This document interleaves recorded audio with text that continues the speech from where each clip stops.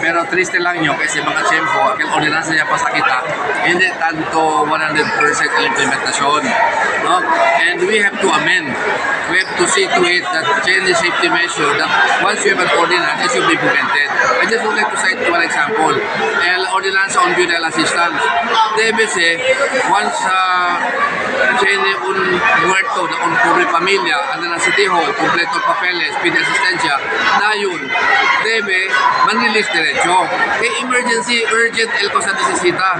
But what is happening right now, si tiene un pobre pamilya, tiene muerto na pamilya, anda na City Hall, mag-process sila yung papeles, pero that will take mga 3 weeks to 1 month to release the ayuda. So, what is the purpose? You defeated the purpose of the burial assistance. Diba? Because that is, at the time yan na contigo el pamilya, at that tiempo, necesita la asistencia. So, kailan ito masabi namin? So we have to amend, so we have to increase. At the same time, we have to place some measures in terms of penalty. No?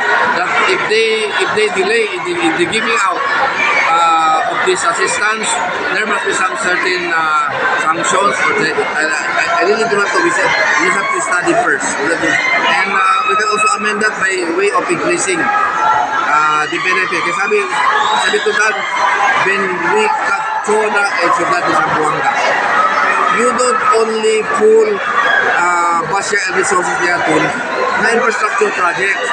Because el gobyerno lokal, hindi lang tabibi na infrastructure project.